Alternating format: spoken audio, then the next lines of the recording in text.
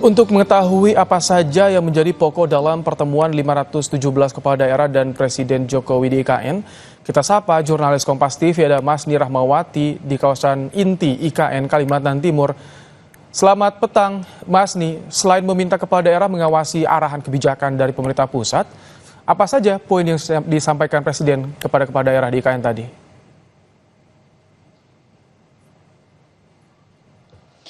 Memang ada 3 hal yang menjadi poin yang juga di-highlight oleh Presiden Jokowi dalam memberikan arahan kepada kepala daerah, baik itu kepada gubernur, wali kota, juga bupati pada pertemuan yang digelar di Istana Negara tadi pagi.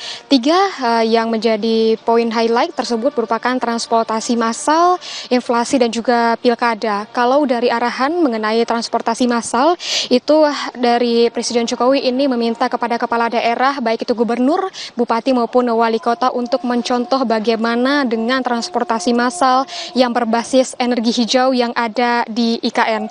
Memang kita ketahui bahwa transportasi yang digunakan di IKN yaitu salah satunya merupakan tram otonom yang ini menggunakan dan juga berbasis kepada energi hijau. Dan tadi juga Presiden Jokowi sempat membandingkan bagaimana dengan anggaran serta bagaimana untuk dari transportasi massal yang digunakan baik itu di Jakarta sebagai ibu kota dan juga sekarang di Nusantara itu adalah tram otonom yang digunakan, di mana kalau kita ketahui bahwa salah satu transportasi massal yang digunakan di Jakarta maupun yaitu adalah MRT, LRT, dan juga kereta cepat.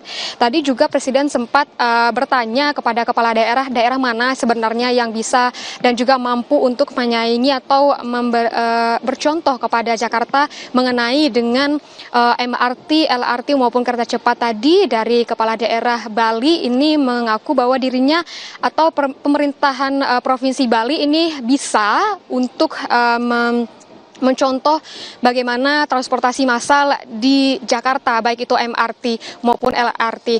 Dan tapi Presiden Jokowi ini memberikan saran untuk berhati-hati mengingat untuk dari biaya operasional ini transportasi massal terkhususnya MRT ini sangat besar dan juga bergantung kepada APBD. Dan selain itu pun juga dari Presiden Jokowi sempat menyinggung bagaimana dengan banyaknya investor yang sudah masuk ke dalam IKN, ada 55 investor yang masuk, dan tadi mengaitkan juga Presiden Jokowi mengaitkan juga bagaimana dengan APBD dan juga investor. Kalau misalnya ingin membangun fasilitas dan juga transportasi massal yang sempat disebutkan oleh Presiden Jokowi tadi, ini bergantung kepada APBD, dan jika APBD tidak mencukupi maka ini harus bergantung kepada investor, dan inilah yang harus kepada kepala daerah untuk meyakinkan investor yang ingin masuk ke dalam pemerintahannya atau ke dalam daerah yang ingin menginvestasikan. Selain itu pun poin kedua yang di-highlight juga dari Presiden Jokowi dalam arahannya kepada kepala daerah itu adalah masalah inflasi berkaitan juga dengan realisasi belanja dan juga pendapatan baik itu di provinsi, kabupaten maupun kota, yang sama kita ketahui bahwa inflasi di Indonesia ini terkendali di 2,13%, dan untuk Presiden Jokowi tadi mengarahkan kepala daerah untuk menjaga bagaimana realisasi belanja di tingkat kabupaten dan juga pendapatan di tingkat kota. Selain itu pun highlight yang diberikan kepada Presiden Jokowi pada pengarahan kepada kepala daerah itu adalah masalah pilkada. Dari Presiden Jokowi ini mengarahkan kepada kepala daerah untuk berkoordinasi dengan Forkopimda untuk mengamankan dan juga bagaimana nantinya pilkada serentak yang diselenggarakan pada akhir tahun ini. Selain itu pun Presiden Jokowi juga mengingatkan kepada kepala daerah untuk menyiapkan dan juga menuntaskan anggaran yang akan nantinya digunakan pada pilkada serentak tahun 2024.